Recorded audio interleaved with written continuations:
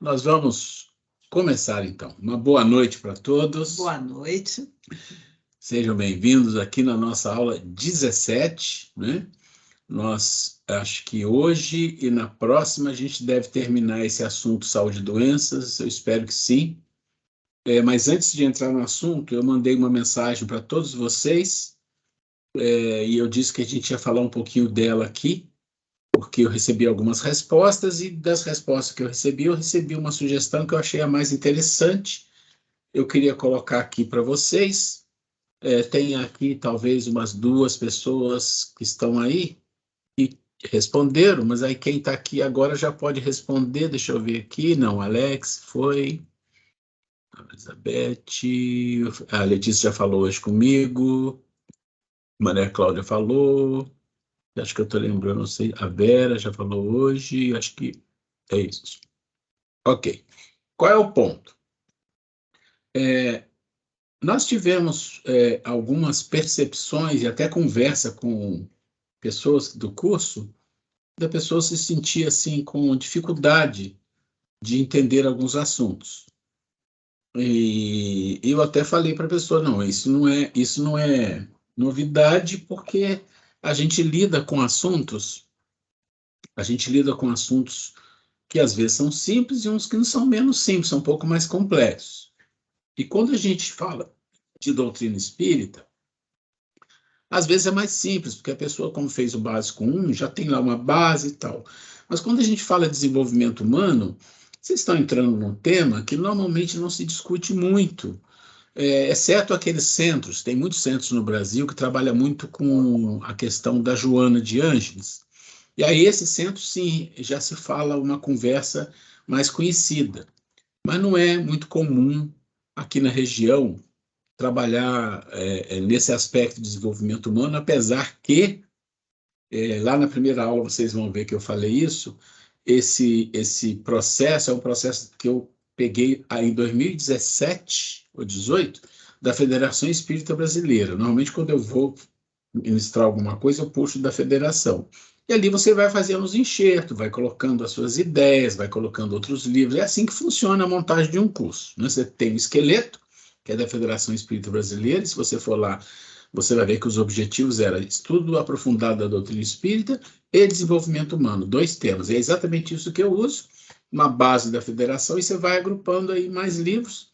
E quando a gente fala de desenvolvimento humano, a gente usa o quê? A gente usa exatamente o Evangelho, o Livro dos Espíritos, que é o Sede Perfeitos, e a Perfeição Moral do Livro dos Espíritos. Então, são 2 capítulos que compõem o processo de desenvolvimento humano, moral, emocional, que vai falar do homem de bem, dos bons espíritos, da perfeição moral e tudo isso. E, claro, a gente junta com isso a Joana e mais alguns outros, algumas coisas da filosofia, pouca coisa, mas a gente vai juntando isso e a gente formou, isso já tem 4 anos, mas ele vai sofrendo pequenas mudanças que a gente vai acrescentando um pouco mais, vai trazendo um pouquinho mais. Então, por exemplo, o ano que vem a gente já tem a ideia de trazer um assunto maior, um outro assunto. Então, a gente vai fazendo alguns enxertos que é exatamente para a gente trazer as melhores informações que existem, baseados com consonância com a doutrina espírita, nesse aspecto de desenvolvimento humano. Mas aí a gente sente que tem algumas dificuldades, normal, né? E a gente fez uma discussão, eu e a Grace aqui, conversamos, e lançamos para o grupo a mensagem que eu mandei. Quem não viu, eu já estou explicando aqui. A mensagem dizia exatamente assim: olha, a gente pretende fazer um processo onde, além do que a gente faz na aula, porque poucas pessoas têm a oportunidade de falar, porque se todo mundo for falar, tirar dúvida, 1h30 não dá. Então, o que a gente pensou? Olha, a gente pode fazer assim, a gente lança para o pessoal que a gente teria uma aula extra, ou um dia extra, para a gente falar de dúvidas, as pessoas anotam as dúvidas da aula anterior, a gente senta para discutir, e aí nessa conversa surgiu a ideia, inclusive quem mandou foi o Alexander, de que por que a gente não fazer 30 minutos antes da nossa reunião, que começa aqui às 8, falou-se também depois, mas eu acho que depois já é cansativo, as pessoas estão já cansadas, segunda-feira, então, antes. Algumas pessoas falaram excelente, ótimo, isso mesmo. Uma ou duas pessoas falaram, olha, eu acho ótimo, mas eu não consigo participar antes. Mas aí eu falei, ó, então tá bom, então vamos fazer assim, como início, como teste, nós vamos fazer antes, a partir da próxima segunda-feira nós já vamos fazer, então nós vamos começar às 7h25, né, 7h30, mas 7h25 aqui, e essa meia hora eu vou gravar também, vou gravar, então a gente faz a gravação, a gente vai ter o título, que são perguntas e respostas da aula anterior, sempre vai ser assim, da aula anterior. Então, esse espaço vai ser concedido para a gente tirar dúvida. Então, aula anterior quer dizer, a pessoa já viu a aula, né? Senão não faz sentido tirar dúvida se não enviou a aula. A pessoa assistiu a aula e falou, fiquei com dúvida nisso, aqui não ficou claro, isso aqui também... O que tiver dúvida, o que não tiver claro, o que não tiver confortável, a pessoa anota. Então, aí a gente chega aqui meia hora antes e a gente vai fazer a chamada. Quem está aqui? Tem 5, tem 4, tem 3, tem 10, sei lá. Quem trouxe dúvida? Eu. Então, fala aí. E a gente vai conversar. A pessoa que tem dúvida e não pode participar desses 30 minutos, e até mesmo não participa da aula aqui, participa só na gravada, só assiste a gravada, também vai poder participar como? Vai mandar com antecedência, né, ou no dia, um dia antes, o que ela tem de dúvida. Pergunta, na hora, a gente vai ler a pergunta, ó, fulano tem essa dúvida assim, a gente vai esclarecer, se a gente tiver capacidade, se não deixa para depois, mas a gente vai esclarecer a dúvida da pessoa, vai estar gravado, e quem já assiste a aula gravada vai assistir também as dúvidas e respostas, as perguntas e respostas gravadas. Então, esse é o processo que a gente achou mais interessante. E eu queria que vocês se entenderam o que eu falei e se concordam, se tem alguma ideia Agora, só melhor do que essa. Porque toda semana ou só quando tiverem dúvidas? Toda semana. Eu estou entendendo que sempre vai ter dúvida. Se a gente chegar e não tiver ninguém com dúvida, a pessoa nem vai entrar na aula. A pessoa não entra, ninguém entrou, 7h25, 7h35 ninguém entrou, porque não tem dúvida. Eu nem abro e só abro no horário da aula. Mas, olha, os assuntos vão esquentar um pouco, então eu acho que vai ter dúvida sim. Né? E acho que tem dúvidas, eu imagino que tenha, né? Mas tudo bem, eu estou me colocando à disposição e a Grace para a gente fazer esse processo, para a gente ter um aproveitamento melhor. Porque eu sei que as pessoas às vezes querem falar alguma coisa, ou tirar uma dúvida, mas vê que o tempo não dá, e não dá mesmo, né? O tempo não dá, ponto final, né? É verdade, gente. Essa ideia surgiu de quando, conversando com algumas pessoas, e algumas pessoas, nossos companheiros aqui, externou, olha, às vezes não tem oportunidade de falar, porque o tempo é estreito, né? Ou então, quando vai ver a aula gravada, aparece uma outra dúvida, né? Assim, eu fiquei meio sem jeito de perguntar. Então, eu falei, não, imagina, não tem essa. E nós não temos aqui um cronograma rígido, fechadinho, quadradinho, que tem que ser cumprido. Aqui Mais tudo... ou menos. Não, estou dizendo assim, Eu sei, claro, claro. assim, Tem flexibilidade. tem uma programação para a aula de tem hoje. Flexibilidade. Mas se existe a necessidade de perguntar, de interagir, é lógico que Sim. tem que abrir esse espaço. Cecília quer falar. Então vamos lá, Cecília. Tem que abrir o microfone aí. Cecília, seu microfone está fechado. Pronto. Aí sim, agora sim. Então, eu vi o recadinho, né? Ouvi o áudio, entendi, não coloquei nada, porque assim, eu estava pensando mesmo sobre essa ideia aí da meia hora, e me ocorreu também que quando eu fiz o primeiro ano de curso com vocês, eu lembro que no final de eu não lembro se era de cada mês, você fazia uma roda de Sim, conversa, era interessante. Né? Você lembra? Faz Lembro. tempo, quando era presencial ainda. E ali a gente tirava muitas dúvidas, as pessoas, né, conversavam, e a dúvida de um era a dúvida de outro. Eu não sei, talvez seja uma distância muito grande a gente fazer no presencial. Eu não sei, eu acho gostoso essa dinâmica. Aliás, É temos uma que adiantar ideia a só. nossa aula presencial, Peraí. pode ter esse objetivo. Porque também a aula presencial acaba ficando assim, a mesma daqui, como se diz, né? A gente continua com a mesma dinâmica, só que presencial. É uma ideia, mas eu não sei se vai ficar muito longo, né? Deixa eu só colocar uma coisa para vocês. Uma aula presencial não é exatamente igual a uma aula online. Elas podem se aproximar, depende de como você cria dinâmica para isso, tá? Esse é o ponto. A gente não tem como fazer aula presencial no centro. Não tem espaço para isso. Vocês verem, quando a gente faz uma a cada 2 meses, a gente tem que ajeitar ali a cozinha e a gente faz. Então, hoje a gente não tem espaço para presencial como a gente gostaria. E aqui nós não estamos falando de vez em quando, nós estamos falando de algo que tenha uma programação, um planejamento para que toda aula, dúvidas são tiradas na próxima. Então, assim, isso que a gente está propondo, gente, é só um teste para a gente ver se vai. A gente nem sabe se vai funcionar bem, mas a gente quer ver, vai funcionar? Opa, está funcionando, tá legal.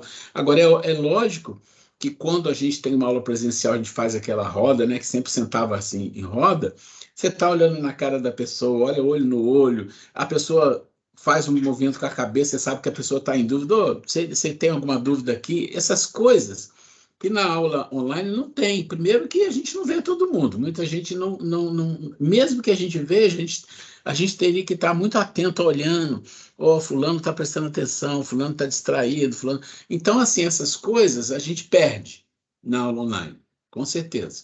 Mas a gente tem que aprender a trabalhar com isso, porque hoje em dia até a faculdade está fazendo em online, escola está fazendo online, né? Então a gente vai ter que, como diz o outro, aprender com o que a gente tem. Eu concordo com você, mas a gente está sem condição de fazer online, a não ser assim, uma a cada 2 meses, mas não é esse o propósito, não é a cada 2 meses sentar, vamos tirar as dúvidas. Não é isso, porque a dúvida vai ficando para trás. Então, por exemplo, você tem a aula de hoje, vai ter dúvida, não se tirou no mesmo aqui, a gente abre espaço, você sabe, mas a pessoa ficou com dúvida em casa.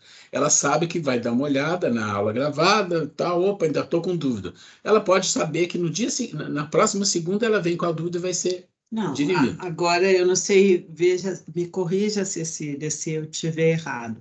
Eu entendi que a Cecília disse que na nossa aula presencial poderíamos aproveitar aquele momento para isso. Eu achei legal, vou conversar.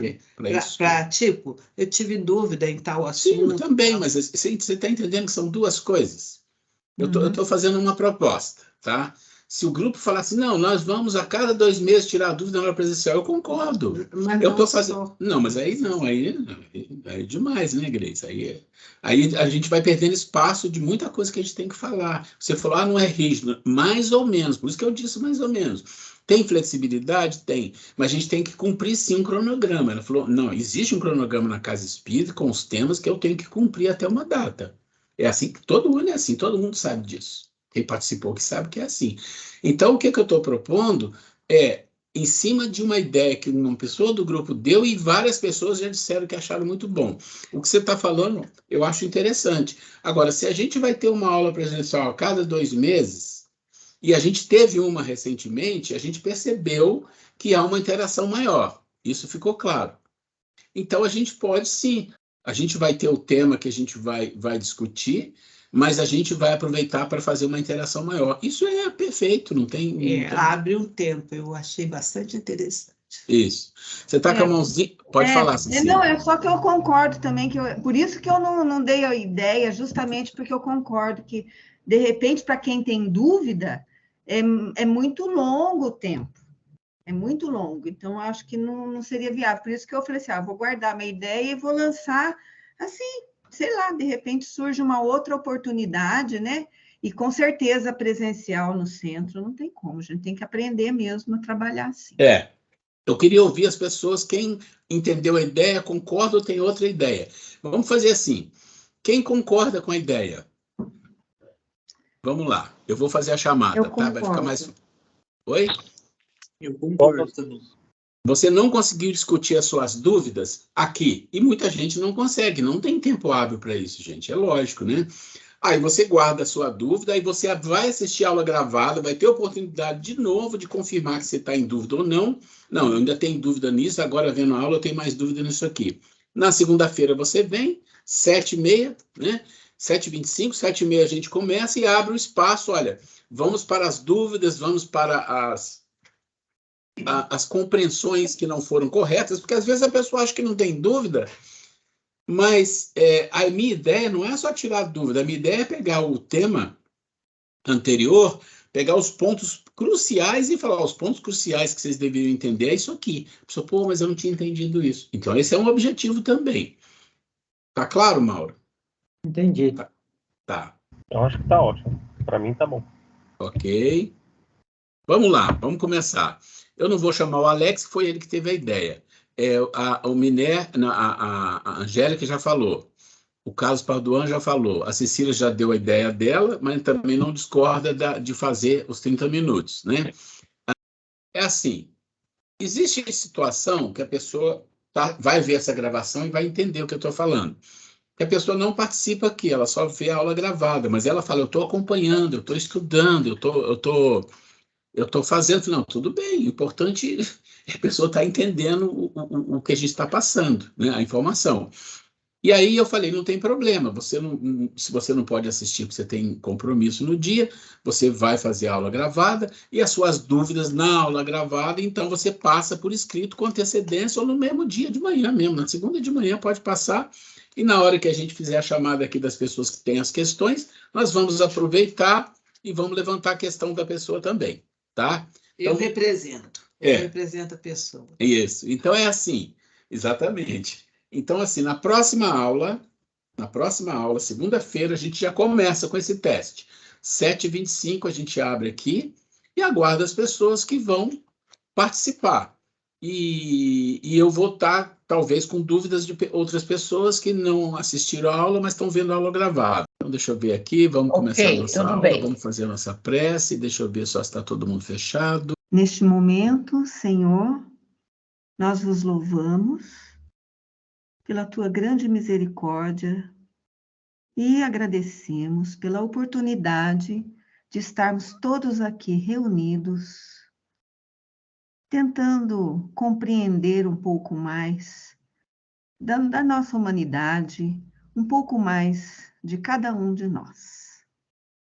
Pedimos as bênçãos dos amigos espirituais que sempre estão à frente desse trabalho, para que possam iluminar as nossas consciências, de modo que a nossa compreensão abrace com amor todos os ensinamentos que estão sendo colocados aqui.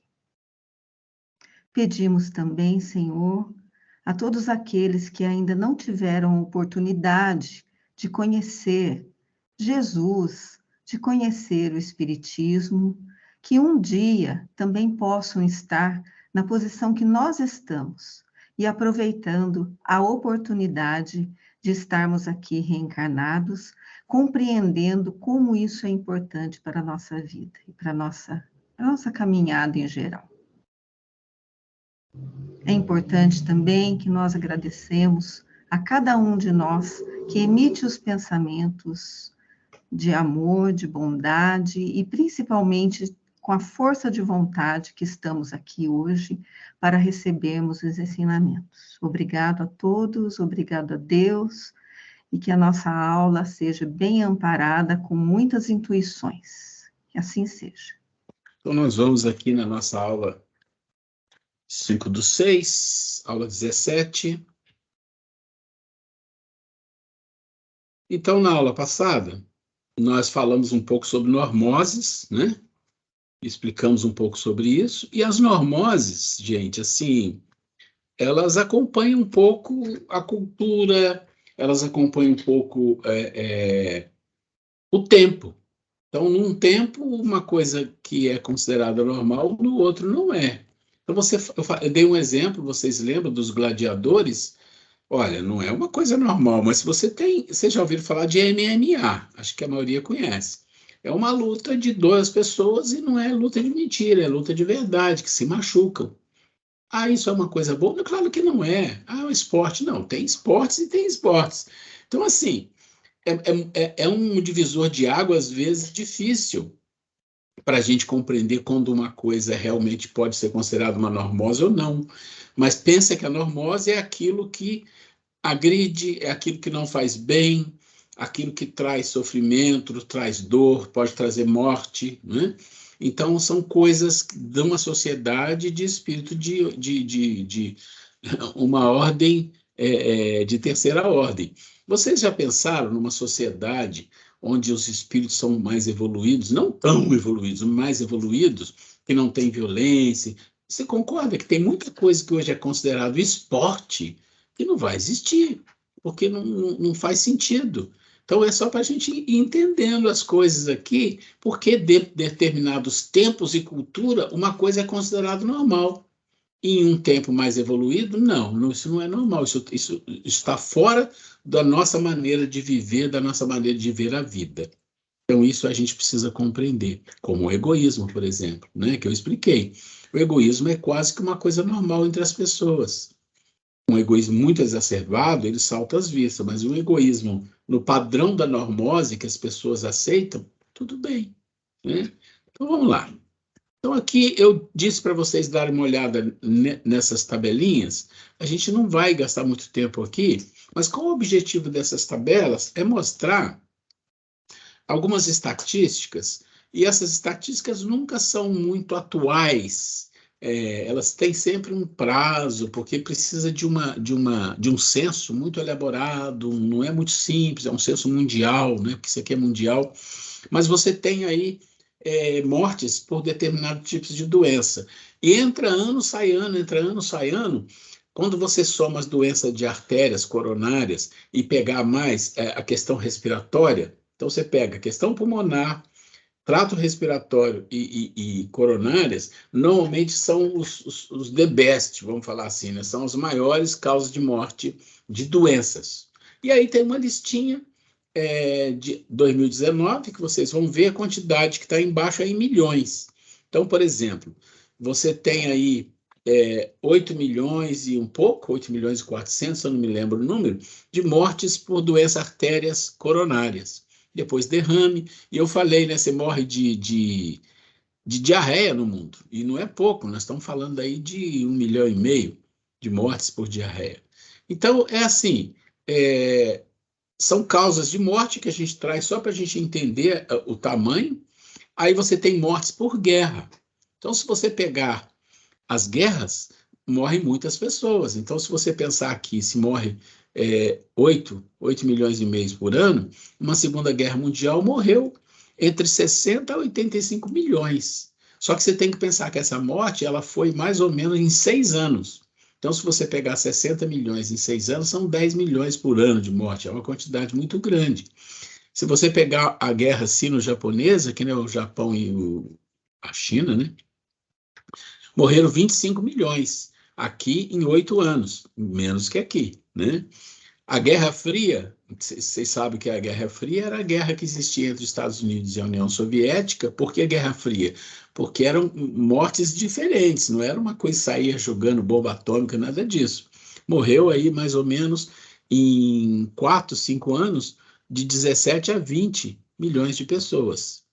A Primeira Guerra Mundial, a Grande Guerra, 20 milhões de pessoas. Aqui já diminuiu um pouco. Então, aproximadamente 5 milhões de mortes por ano durante 35 anos de guerra. Então, se você pegar que nós tivemos aqui 35 anos de guerra e dividir as mortes, você vai ter 5 milhões de mortes por ano, né? Então, pensando em guerra como uma coisa específica, ainda morreu menos gente do que as próprias doenças arteriais e coronárias, né? Se você juntar aqui. Ok.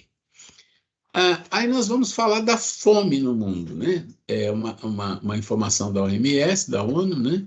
E a fome no mundo, pessoas que passam fome no mundo, aqui nós estamos falando de mais ou menos, em 2020, 811 milhões. Esse número, gente, se você olhar os anos seguidos, eles fazem assim, ó, 815, 820, 830, 810, eles ficam flutuando, sempre acima de 800.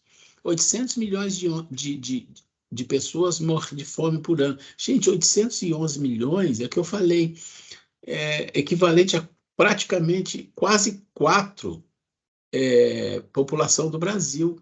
A população do Brasil deve estar o quê? Uns 240, mas tudo bem, dá um pouco menos. Mas é mais de 3, né, população do Brasil que morre de fome por ano. Imagina todo ano morrer todo mundo do Brasil 3 vezes. Gente, isso é absurdo. Aí você tem por região.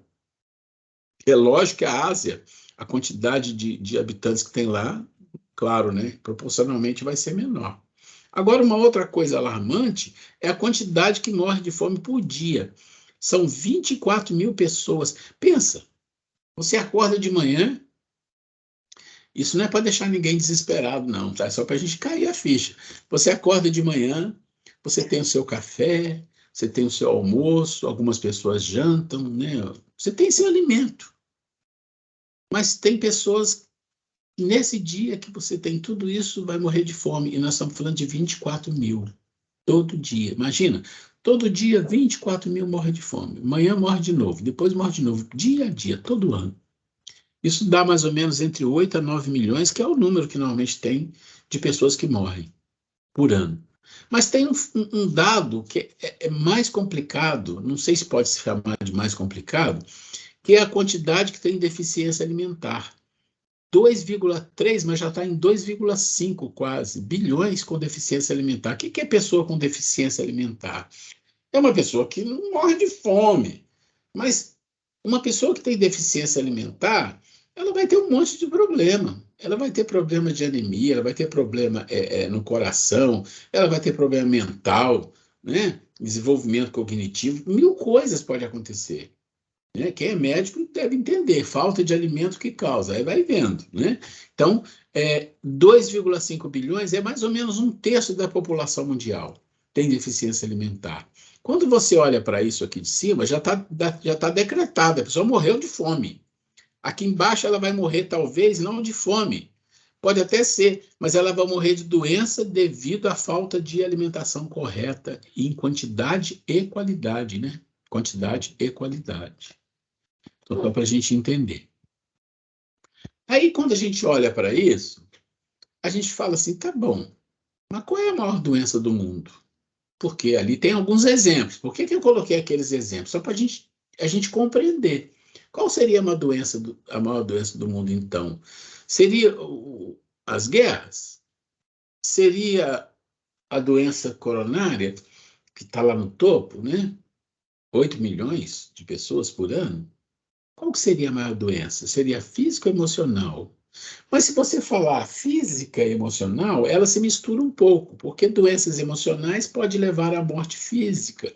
Problemas emocionais graves podem levar a problemas físicos.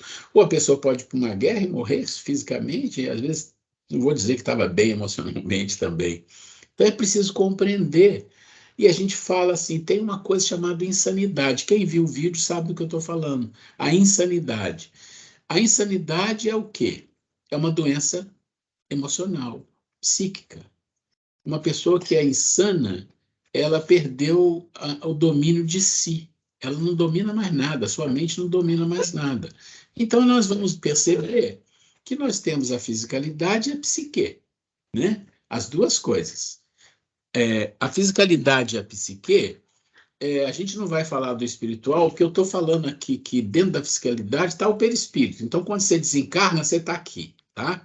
Você está aqui no meio. Eu estou fazendo essa separação didática. A gente normalmente fala assim, aqui o mundo espiritual. Quando você vai para o mundo espiritual, você desencarnou, lá também tem matéria. Eu já expliquei isso aqui, a gente sabe disso, né? É uma matéria num nível diferente, mas é matéria. É matéria. Então, vamos considerar que tudo aqui está envolvido também o perispírito, tá? Quando é só espírito, pura e simplesmente estaria fora.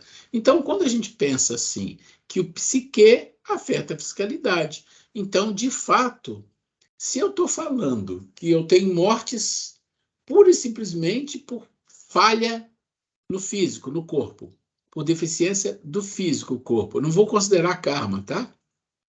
Mas se eu tenho muitas mortes aqui também, que é gerado por problemas aqui, emocionais, né? Problemas de insanidade, de manipulação, de domínio das pessoas, isso é o que mais tem no mundo, né? Então, isso descarrega aqui e descarrega aqui. Tá bom. E aí, eu queria mostrar rapidamente para vocês que os nossos vídeos vão daqui a pouco chegar, nossa aula vai chegar no final do assunto, só para a gente recordar. Nós falamos de um histórico, vocês vão lembrar que eu falei do Egito, eu falei de Hipócrates, o Fred trouxe informações para a gente interessante aqui, né? Nós falamos dos 2 mundos e os 3 construtores, vocês vão lembrar, colocamos os mundos, né? O psique, o fisicalidade, explicamos construtor e quem são os construtores da saúde, e agora nós estamos falando da maior doença e vamos depois fechar com a cura. Tá? Então, aqui nós estamos falando, e no vídeo vocês vão ver isso, que a maior doença do mundo chama culto ao materialismo. Culto ao materialismo. Por quê? Essa é a maior doença. E aí eu não sei se vocês viram o vídeo que eu passei para vocês, que chama o culto do materialismo. Não é um vídeo espírita, é um vídeo feito por pessoas que observam a vida, observam o mundo. Eu não sei se alguém teve a oportunidade de ver, mas lá deixa muito claro o que significa o culto ao materialismo, né? E depois nós vamos falar da cura. Então, o culto ao materialismo, ele faz com que as pessoas se tornem o quê? Zumbi. Quem já viu o filme de zumbi, se não viu, já viu falar, sabe o que é zumbi, né? É aquele ser que não tem controle nenhum de nada. Ele é controlado completamente, sua mente está totalmente apagada. Então, a gente faz assim para a gente, é um morto-vivo, né? Ele não tem vontade própria. E aí, quando a gente fala que a gente tem a doença da culto ao materialismo, é como se nós fôssemos zumbis. Zumbis, né? Vamos entender. Olha, gente, essa estatística aqui é de uns 2 anos atrás, mais ou menos, que ele dizia assim, nós temos 7,5 bilhões de pessoas. Na verdade, o nosso número já está em 8 bilhões e alguma coisa. E eles se declaram religiosos, esses 7 bilhões e pouco. Né? 92% da população, dos 7 bilhões e meio, se declaram religiosos. Tem alguma religião. Porém, quase a totalidade da população estão doentes com o culto ao materialismo e à separatividade. O que significa isso? Significa, gente, que a religião não faz aquilo que a gente acha que ela deveria fazer. Porque a palavra religião vem de religare. Ligar você a Deus, ligar você à espiritualidade, ligar você ao mundo espiritual, à sua divindade, à sua evolução. Mas quase todo mundo tem religião, existe religião para todo lado, de diversos tipos, e nada.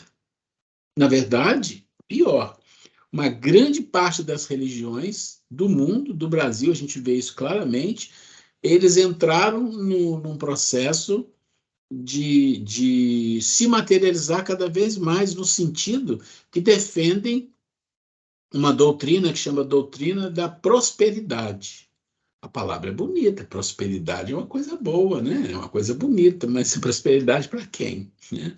Então a gente vê isso aí a hora que a gente quiser, está declarado aí nos meios de comunicação. Por quê? Porque o papel da religião, que é ligar o homem a Deus, esqueceu, não tem isso. Na verdade, o que se quer, em geral, nas religiões, é poder, né? É dinheiro, é dominação. Por que isso, gente? Porque é o nível espiritual. E as pessoas que estão liderando as religiões não são muito melhor, ou nem sei se são melhores que alguém, por isso. Tanto aquelas que são dogmáticas, quanto as que não são.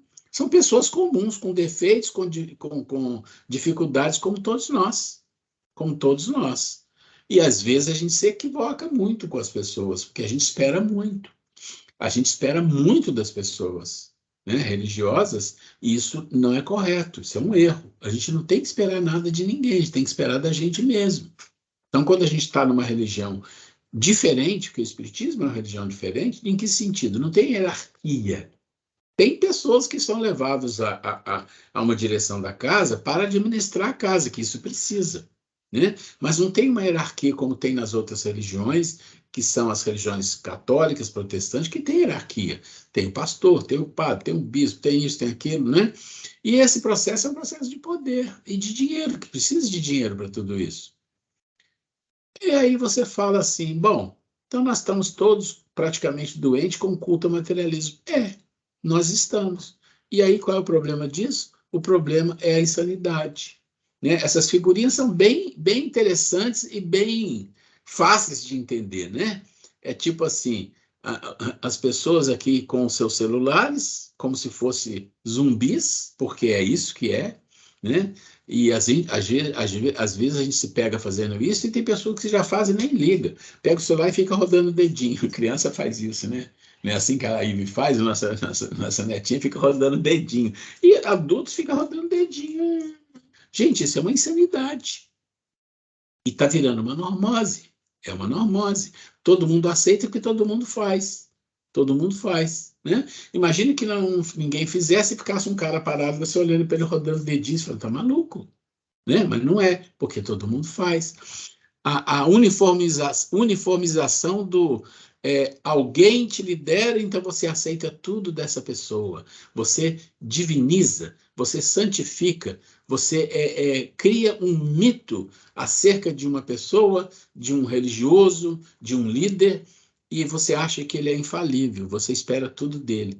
Gente, isso é insanidade. E aqui os robozinhos, né? Os robozinhos. Ok. Então, essa é para nós a maior doença. É a maior doença. E quando você olha aqui, deixa eu ver onde é que está. Não. Quando você olha aqui, existe uma teoria da sociologia, da sociologia, eu acho, ou da economia, não lembro, mas é uma teoria que diz assim, olha, vai chegar uma época, isso não é agora, é uma teoria antiga, vai chegar uma época em que as pessoas vão estar de frente a produtos em uma loja ou a um grande mercado, um shopping. Hoje a gente fala shopping, mas não é. A um shopping, e ela vai estar ali. E quem tem vida não é a pessoa. Quem tem vida é o produto que está na vitrine. Por quê? Por causa do culto ao materialismo. Aquele produto te domina e diz, me compre. E a pessoa vai comprar, vai dar um jeito de fazer isso, porque aquilo é como se fosse uma hipnose. É como se fosse uma hipnose, é uma insanidade. E isto está acontecendo. Vocês já devem ter visto situações, eu já vi isso, de quando como é que chama do iPhone? Apple. Quando a Apple lançava a nova série de iPhone, né? Fazia uma propaganda, ficava uma multidão na frente de lojas que iam vender naquele dia o novo telefone e sair igual um louco. Gente, é assustador a insanidade das pessoas. É assustador. É uma coisa insana. A palavra é essa, insana. Nós somos assim? Às vezes somos. E se tiver espaço, a gente faz isso. Porque o nosso nível é esse, o nosso nível ainda é precário de compreensão e de tomar atitudes e ter a assertividade com a vida, né? Então, mas por que isso seria mal doença? Porque isso mata? Porque é isso que eu falei. A mal doença é aquela que causa maior devastação de doença, de morte, de dificuldades com a vida, né? E aí a gente pensa assim, mas essa insanidade do culto ao materialismo mata? Mata. Vocês têm um exemplo simples aqui nessa planilha, né? Ó, aqui. Por que será que morrem 8 a 9 milhões de pessoas de fome por ano? Por que será que 1/3 da população se alimenta mal? São raquíticos? E aí você começa a olhar alguns países, como Bangladesh, dá uma tristeza imensa. Você olha países como Burundi, e você olha um monte de países da África, e às vezes até da Ásia, aqui no Brasil também, na América do Sul, nos Estados Unidos. Pois é. E aí você fala assim, por quê? Mas o mundo tem comida. Tem comida para todo mundo? Claro que tem. Tem alimentação para todo mundo? Tem. Para comer o necessário? Tem. Então, por que isso acontece? Porque existe uma doença. o culto ao materialismo, que é uma normose, e o culto ao lucro desmedido. Lucro desmedido, egoísmo, olha, está tudo aqui. Porque quando uma pessoa tem a plantação de alimentos, ela quer ganhar dinheiro. E está certo. Mas até que nível isso? Quantas vezes vocês já viram pessoas jogando produtos agrícolas fora porque o preço não atingiu? Joga fora, estraga. Gente, essas coisas são coisas assim de um planeta ainda de pessoas totalmente voltada para a materialidade. E esse culto do materialismo é como se você tivesse um grande bolo. A Terra produz um grande bolo para todo mundo comer. Pensa assim. Aí chega lá primeiro aqueles que detêm o poder e tiram uma boa fatia. Boa fatia.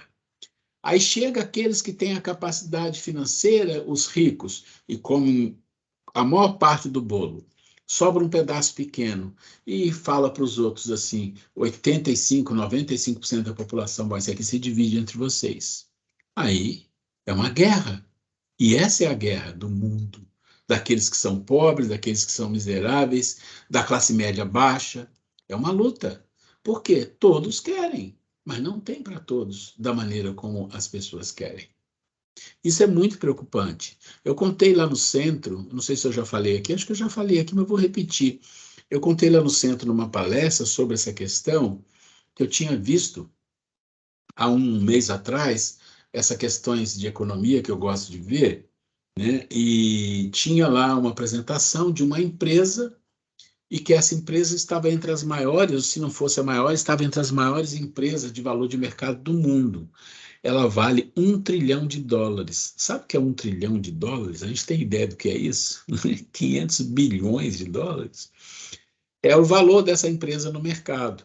E aí você olha, o que que ela produz? Ela produz produtos agrícolas?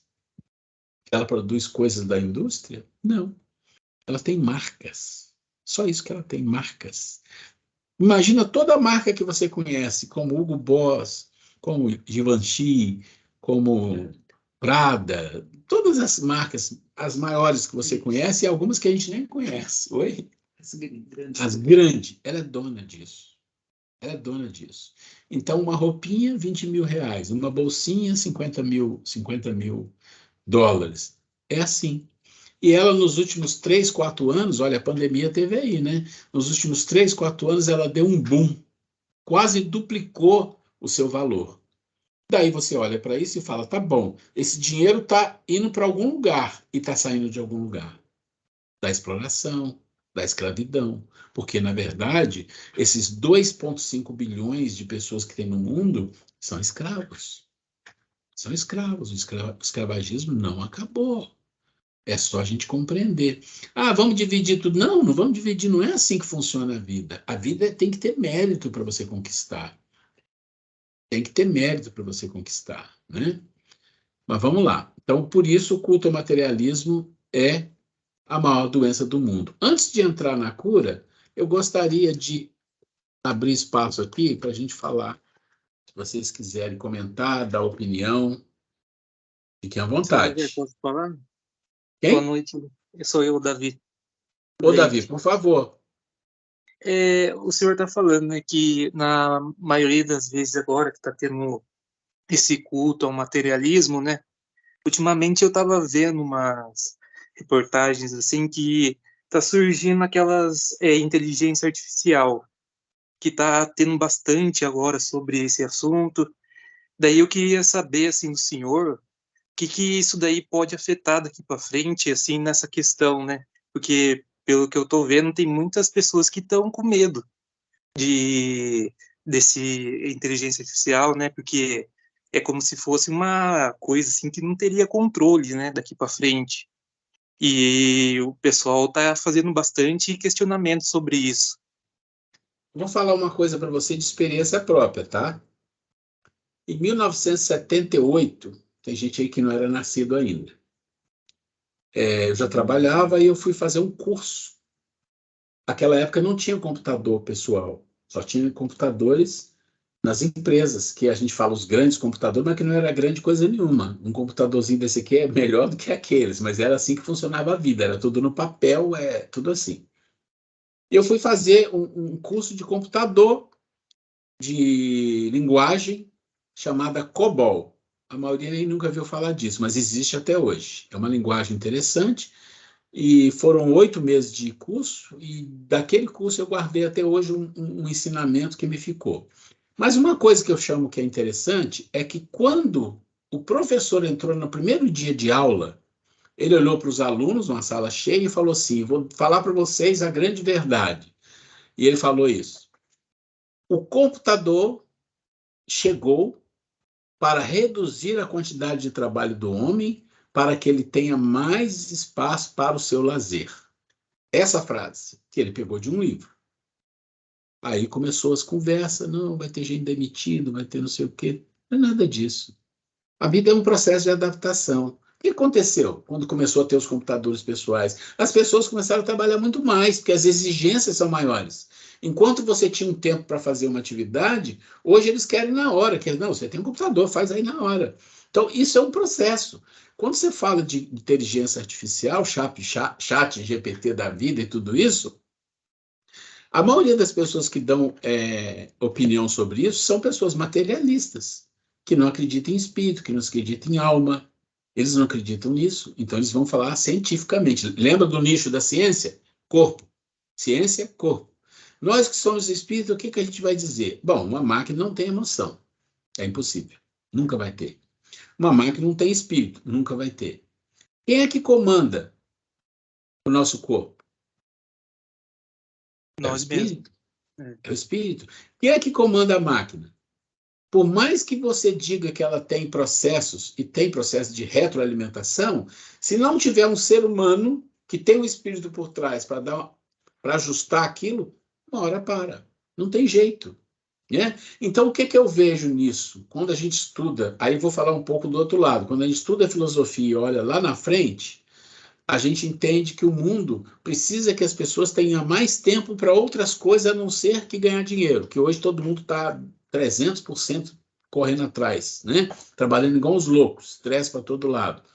Então, o que a gente sempre fala é assim: não, as coisas vão se encaminhar de um jeito que muitas coisas que as pessoas fazem hoje, as máquinas vão fazer.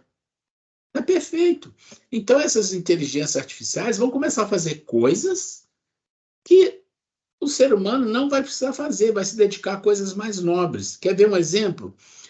Fábrica de automóveis. Eu sou da época que na fábrica de automóveis os carros iam passando e as pessoas iam colocando as coisas. Hoje em dia são máquinas. São máquinas. Para onde foram as pessoas? Para outras atividades. Isso é natural. E é natural também que nesses processos de revolução, como teve lá em 1970 para 80, dos computadores pessoais, que as pessoas fiquem assustadas, preocupadas. Mas nós somos espíritas, nós somos, acreditamos em muitas coisas que essas pessoas nem imaginam. Então, uma vez eu falei aqui que minha filha me perguntou assim: pai, você acredita em Deus? Você acredita em... Mas se tiver um meteoro chegando que vai explodir a Terra, eu falei: e daí? Nós vamos morrer, mas que morrer? Quem vai morrer é o corpo. Então, esse tipo de coisa, a gente precisa aprofundar dentro da gente essa compreensão. Isso não está na nossa mão. Não está. Mas com certeza está na mão de alguém que sabe muito mais do que a gente a como as coisas têm que andar. Passa por processo traumático, passa por processo de adaptação, mas o homem tem que deixar algumas coisas que ele faz hoje para fazer outras coisas mais nobres. Isso vai acontecer? Claro, nós estamos evoluindo espiritualmente. Nós vamos exigir coisas mais espirituais, mais humanas e menos mecânicas. Mecânicas é para a máquina, não é para nós, né? Esse é um pensamento que eu tenho e que eu vejo que ele é corroborado por algumas pessoas que são espiritualistas. Os materialistas não, é outra visão. A máquina vai tomar conta, vai tomar conta do mundo e o mundo vai acabar. Essa é a ideia dos que estão no nicho só da parte material, né? Mas, ok? Tá ok. Obrigado. Vai, meu amor. Mãozinha. Mãozinha. Carlos, por favor, Carlos. Oi, gente. Boa noite mais uma vez.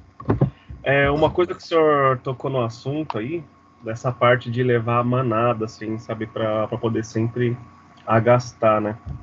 E como eu estou criando a minha própria empresa hoje, uma das coisas, assim, que eu estou estudando bastante é a parte de vendas. E hoje a vendas está uma psicologia tremenda. Não é para manipular as pessoas, né? Mas sim para persuadi-las. Então, assim, é para trazer... não é manipulação, não é 100% manipulação. Mas só que tem muita gente que usa isso pro mal, né? Igual agora do chat GPT, inteligência artificial. Teve um dia que eu tava até discutindo aqui com meus cunhados, aqui o pessoal, né? Ele falava, mas a ideia é uma loucura, né? Eu falo assim, gente, você pega uma faca. A faca foi criada pra quê? Pra cortar a carne, pra cortar as coisas. É pra matar o outro? Não. Só que tem gente que usa pro mal e tem gente que usa pro bem. Escolha o lado onde você vai estar. Mas esse é o ponto que eu tava querendo só dizer, assim, né, a respeito do efeito manada, né? Que a gente acaba... E é uma das coisas que a gente acaba entrando por parte de vendas, inclusive até parte de cores, formatos, para poder entrar no subconsciente e trazer isso, trazer para o gasto, palavras corretas, movimentação. É uma coisa maravilhosa se usada por bem, né? Era só isso que eu queria comentar. Obrigado. Ô, Carlos, é interessante, eu tive a oportunidade, há uns 12 anos atrás, de fazer um MBA. E nesse MBA tinha várias cadeiras e tinha uma de marketing. E em algum momento eu chamei a professora e falei, escuta, vocês do marketing, vocês não têm, assim, de vez em quando, a consciência pesada pelo que vocês fazem? Porque isso é manipulação mesmo, sabe? E foi mostrando como que é, como que não é. Porque existe uma diferença da propaganda e marketing. Marketing normalmente manipula. Propaganda, você vai botar o seu produto e mostrar o produto. É isso. Sem ficar inventando, botando bonitinho, ou embalagem, mas sem ficar manipulando as pessoas com aquilo, né? É o que o Steve Jobs fazia, manipulação pura. Então ele falava, eu faço produtos, né? E as pessoas compram, não é? Independe do meu produto ser bom ou ruim, é porque as pessoas vão querer comprar o meu produto, porque eu vou induzi-las a comprar mesmo. E compram, e vira uma guerra por causa disso. Então, assim, esse processo de marketing e manipulação, ele começa muito antes do nosso século, é lá atrás mesmo. Quando começa a Revolução Industrial, pouco rapidamente, Estados Unidos vira um boom de consumo, pronto, aí começa a confusão. E está até hoje. E é uma coisa que as pessoas aprenderam. As pessoas vão comprar, a gente vai dar um cartão de crédito, quando ele apertar, a gente aumenta o volume, aumenta o volume, aumenta o volume, e se explodir tudo ele não pagar, o seguro paga, porque os outros que pagam, paga tudo. Na taxa de juros, você paga seguro para um monte de perda. E assim funciona. Você dilui, ninguém reclama muito, fica tudo bem. E aí a coisa continua, não para, né? Então, esse culto ao materialismo traz um monte de situação onde o dinheiro sempre é levado para um lado só e tirado da grande maioria. Esse é o processo, gente. Não adianta a gente se iludir, né? E necessita de mudanças estruturais, mas necessita, muito mais importante, de mudança do ser. Nós precisamos mudar. Nós precisamos ser pessoas mais humanas, com humanidade. Senão, não vai adiantar, né? E nós vamos ser? Vamos. Todos? Não. Alguns não vão. Alguns, né? Processo de transição planetária, muitos não vão. Não vão, quer dizer, não vão ficar, né? Aqueles que vão ficar, né? Então, é assim. Vamos lá, gente. Mais alguém aí? Obrigado. Vanessa? Pode falar. Voltei. Eu estava falando com problema na câmera e com o áudio desligado.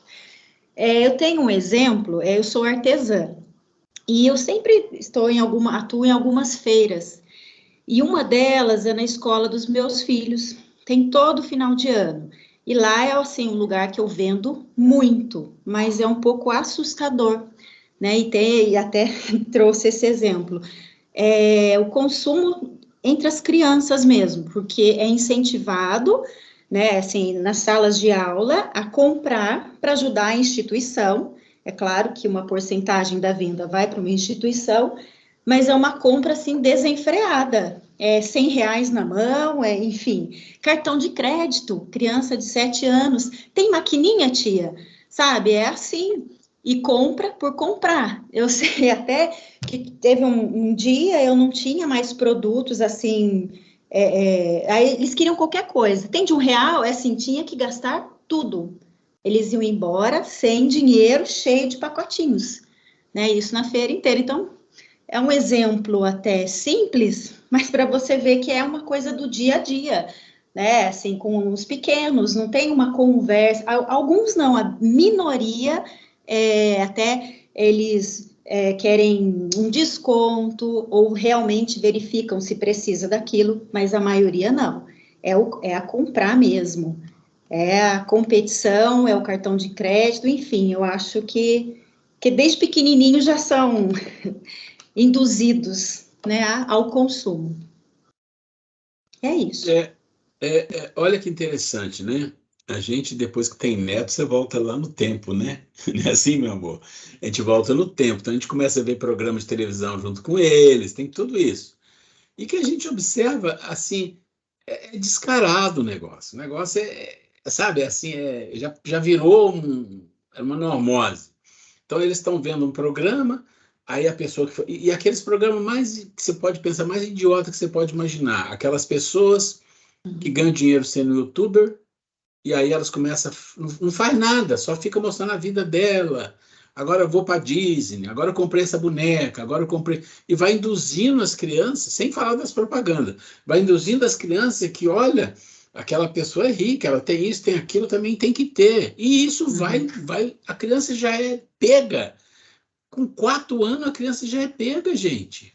É pega e dominada. Se a família não tiver um certo ritmo ali para ficar observando, para onde está indo isso?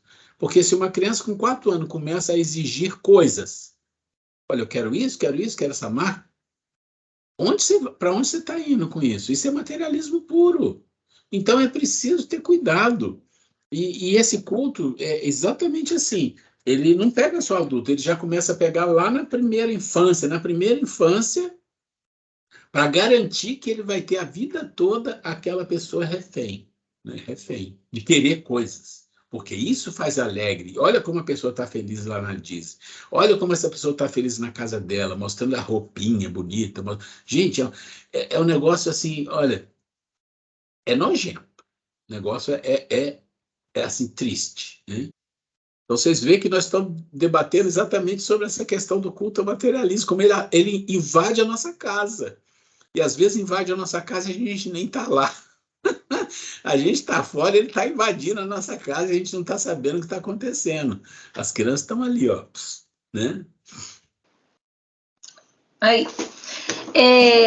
a obsessão por compras, que nem eu conheço muitas pessoas que têm essa obsessão mesmo. Não precisa comprar, não precisa de alguma coisa ali que ela quer, mas compra. De uma forma assim absurda. Isso tem alguma relação com o culto materialismo? Angélica, o nome disso é compulsão, né? Compulsão é uma obsessão, né? A compulsão, que eu acabei de falar lá, diga. Não, é a compra compulsiva, né? Que a compulsão. Pessoa tem. A pessoa não consegue se controlar. Lembra que eu falei que lá no passado, lá no século XVIII, XIX, eu acho, um sociólogo falou assim, olha, vai chegar um dia, olha só a visão, que as pessoas vão parar em frente a uma loja, ou em frente a um comércio, ou em frente a uma vitrine, e a vitrine vai falar, me compre o que está aqui dentro. E a pessoa não tem domínio sobre isso, ela é um robô, e ela compra. Isso é compulsão. Compulsão é um processo, também pode ter obsessão ali no meio, claro que pode. Mas isso, quando a gente olha, a gente pensa assim, tem alguém que é assim. Não, gente, não tem alguém, todos nós somos assim. Só que em níveis diferentes, né? Eu lembro, quando eu era criança, isso tem tempo, hein? Eu ganhava um sapato por ano, e tem que durar. Não importa se ele rasgar, você vai ficar com ele, um sapato por ano. Quantos tênis a gente tem? Quantos sapatos a gente tem? Quantas calças, quantas camisas, quantas não sei o quê? A gente precisa disso tudo? Não, mas todo mundo tem, eu também vou ter. Então, é assim. Esse é o culto ao materialismo que iniciou-se há mais de 100 anos atrás, e ele vai pegando de geração em geração. Então, a nossa geração não está livre disso, nós estamos nesse barco. Às vezes a gente se controla, às vezes a gente segura, mas nós estamos nesse barco. A gente adquire coisas desnecessárias. Esse é o ponto, né? Não sei se vocês já viram algumas reportagens ou vídeo, assim eu não entendo muito bem, de minimalistas. Pessoas que só têm aquela, acha que é o, né? Eu sei que tem alguns excessos ali, mas também é um aprendizado. Agora, você pensa assim, né? Qual é o papel do marketing, da propaganda, do mundo, do mercado, de tudo? As pessoas têm que comprar, não é? As pessoas têm que consumir. Lá no Henry Ford, gente, lá no século atrás, ó, eu faço meus carros e meus funcionários compram também o meu carro, entendeu? Se ele não comprar, não vou fabricar, não vou fazer. A roda entrou num círculo vicioso que hoje ela não sai mais. Se as pessoas começarem a todos se tornarem espíritos que só têm o necessário, você começa uma quebradeira, e eu acho até que um dia isso precisa acontecer para as coisas chegarem no nível de decência, de humanidade, né? Mas, ok? Ok. Mais alguém? Então, ok. Então, vamos começar a iniciar o próximo assunto, tá bom? Vamos dar mais uma empurradinha aqui. Então, vamos lá. Então, chegamos aqui na maior doença do mundo. O que ela causa no mundo, a gente já viu, 1/3 do mundo quase que na miséria, né? Porque 5% da população do mundo detém quase 80% da riqueza. E aí você tem a cura. E agora? Tem que ter uma cura, né? Tem uma cura? Tem. E tem, inclusive, uma receita, uma prescrição para essa cura. E aí, passa por um processo, essa receita, essa não é a receita, tá? Mas passa por um processo onde a gente tem que definir propósitos para a nossa vida. Propósitos, né? Onde você tem situações em que você está, que você quer chegar, e se você está, você entende onde você está e por que que você está, né? Não se preocupe de olhar para esse quadro aí e ficar assustado, não, tá? Não se assuste com esse quadro que eu vou explicar ele bonitinho, tá? Então, um propósito de vida. E aqui, quando você olha para um quadro desse para não assustar, você sempre deve lembrar do Descartes, do plano cartesiano, né? A vertical e a horizontal. Sempre essa é a linha. Você olha para cá, esses são os títulos que trazem essas informações. E essas são as colunas, os títulos que trazem as colunas. E esses são os títulos que trazem as linhas. E elas se encontram em algum lugar. Então, vamos pensar o que esse quadro está querendo falar para nós. Olha só, físico, psíquico, tá vendo? Psíquico, mental, puro, espiritual. Então, olha só, esse quadro está falando de coisas que a gente já sabe. A gente fala assim, o plano físico, emocional, mental dos desejos. Tudo isso aqui é o andar de baixo. Lembra do andar de baixo? Tudo isso é do andar de baixo. E isso aqui é do andar de cima, é o mental puro e espiritual. Pronto. A gente já entendeu o que essas colunas querem dizer. Tá bom? Vamos devagar. E aqui nós temos as linhas. O que significa as linhas? Ó, é uma descrição. A vivência. O que acontece na vivência? No físico, no emocional, no mental, desejo, aqui e aqui. Qual é o propósito? O propósito é esse. Qual a necessidade básica? É essa e essa. Qual a conclusão? Está aqui. Quando você pega aqui o verde, ó, ainda doente. O que é ainda doente? São seres ainda que não são totalmente humanos, são sobreviventes quase humanos. E aqui, são os humanos, ó, 100% saudável e harmônico, tá? Então, essa planilha, eu só vou dar um pontapézinho inicial nela, tá bom? Porque eu estou querendo falar bem devagar, porque às vezes a gente se assusta olhando para isso. E aqui existe a mudança daqui para cá, e aqui trazendo. Lembra do elevador que sobe e desce para o aprendizado? Então, você sai daqui, você vem para cá. Daqui você busca informação e traz para cá. Ok, então vamos lá. Quando você pensa físico, só físico, físico é corpo físico, tá? As energias físicas e até o perispírito, então físico. Qual é a vivência que tem aqui? É o sensorial. A sua vida, a sua vivência, a sua relação é pelo sensorial, pelos 5 sentidos, né? Fora desses 5 sentidos, você não consegue ver vivência, você não consegue ver você na vida, vivendo, né? Então, é o sensorial. E o propósito? Ora, o propósito da vida física é crescer com saúde e segurança. Você quer ter uma boa saúde, quer ter segurança. Segurança você pode abranger um monte de coisa, tá? Pode abranger uma segurança financeira, uma segurança de coisas materiais, então você pode abranger muitas coisas aqui. A necessidade básica do físico é uma só, é sobreviver. Ele quer viver, sobrevivência. E a conclusão é que você precisa de segurança para isso. Sem segurança você não consegue. Então, se você olhar só para o físico, você consegue entender, e é bom entender isso aqui no físico para entender o outro lado, tá? Físico. Nós vamos correr aqui, na aula que vem nós vamos voltar, tá? Não se preocupe se não entendeu. A gente vai voltar na aula, mas aqueles que tiverem dúvida já prepara para a próxima aula, que é meia hora nós vamos falar, tá? Aí você tem o psíquico, que divide em emocional e mental dos desejos. Qual é a vivência do emocional? Simples, né? Emoções e sentimentos. Essa é a vivência, né? Sem emoção e sentimento não existe emocional. Então, tudo que está no emocional, aqui está o sensorial, aqui está as emoções e sentimentos. Eles se relacionam, né? Qual é o propósito do emocional? Relacionar-se. Sem relação com a vida, com as pessoas, com as coisas, você não tem emoção, você não tem sentimento, não acontece. E a necessidade básica, e é que é o legal.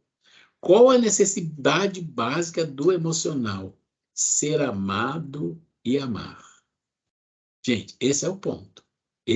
Por isso a gente tem emoção, sentimento, porque a gente equilibra, desequilibra, cria vício, tudo com um propósito: ser amado e amar. E o grande problema nosso é que, normalmente, a gente só quer ser amado. O amar fica se der. E aí as coisas não funcionam. E a conclusão? Amor próprio, autoestima, assertividade, capacidade de suportar frustrações. Então, o emocional, se ele não aprender algumas coisas dessa aqui, ele não vai para frente. Não vai. Assim como o físico, se não tiver segurança, ele morre, né? Porque não tem segurança de nada, não tem segurança alimentar, não tem segurança de relação, de vivência, de compreensão da vida aqui, nesse nível do físico. E aqui? Aqui você precisa capacidade de suportar frustrações. Se você não tem capacidade de suportar frustrações, você vai ser uma pessoa estressada, depressiva, maníaco, enlouquecido, desequilibrado, porque as frustrações fazem parte da vida de todos nós, por muito tempo ainda fará. Então, desenvolver um amor próprio, uma autoestima, uma assertividade é básico para que você consiga isso aqui, capacidade de suportar. Porque se o seu ponto básico, de necessidade básica, é ser amado e amar, e você sabe que isso é difícil, né? É difícil, então você vai ter muita frustração. Esse é o processo do emocional. E o mental dos desejos? Tem muito a ver com isso aqui, tá? Por isso aqui no psíquico. A vivência é o quê? É pensamento e realidades, porque os desejos ficam mais aqui, tá? Pensamentos e realidade. Então, seus pensamentos, a realidade que você vive. Qual o propósito do mental dos desejos? A palavra desejo quer dizer buscar prazer. Esse é o ponto. O mental dos desejos é buscar prazer. Esse é o ponto. E a necessidade básica? Prazer e satisfação do ego. Então, ele quer ter prazer e satisfazer o ego. E a conclusão? Falseamento da realidade e adequação a ela. Olha aqui, o que é a conclusão? Que normalmente, aqui é o que normalmente deve acontecer e acontece. O que a gente faz é, se o mental não é puro, é dos desejos de estar no andar de baixo, é um sobrevivente quase humano, o que ele faz com a realidade? Ele falseia. Fantasia. Mental, ele fantasia, falseia, se engana, engana as pessoas, se auto-engana. e se adequa a isso. Ele se adequa a uma vida de ilusão, de irrealidade. E acha que está tudo bem. Essa é a situação dos sobreviventes quase humanos, passam por tudo isso, o basicão está aqui, mas ele não consegue, então ele vem para cá, pula para cá, né? E faz isso aqui. Ok. Uma corrida rápida aqui, porque nós não vamos responder nenhuma pergunta hoje. Quem tiver pergunta vai jogar para os próximos 30 minutos da próxima aula. E também que essa planilha aqui, gente, nós vamos começar a nossa aula que vem falando dela de novo, porque isso aqui precisa de estar atento. Quando você sai e começa a se tornar humano, você muda. O seu mental dos desejos começa a criar um refinamento, uma pureza. Então, é o desenvolvimento da vivência da inteligência. Você vai desenvolver inteligência, não é só pensamento, racionalidade, emoção, não. Vai desenvolver inteligência ativa. E o propósito?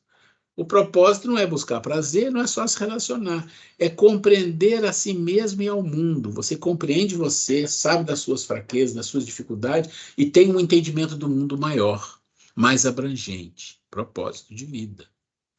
Necessidade básica, conhecer e organizar a realidade. Olha que interessante, falseamento da realidade, não. Aqui você vai conhecer e organizar a realidade, compreender a realidade.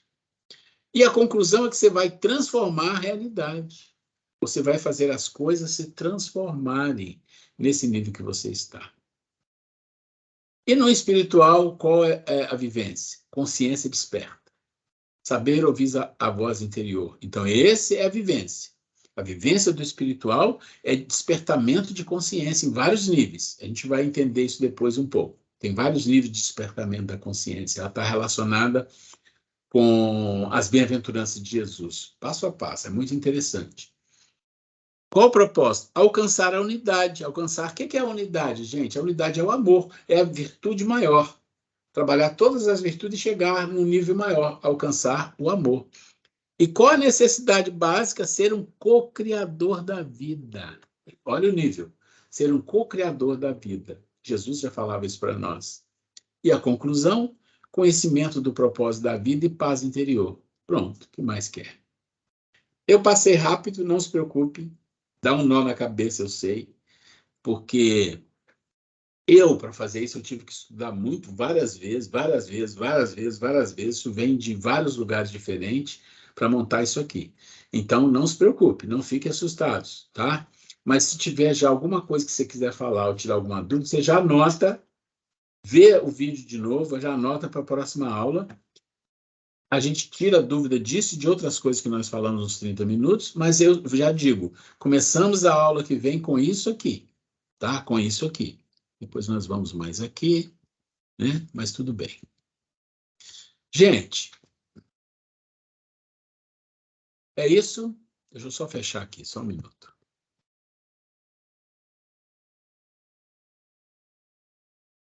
É isso.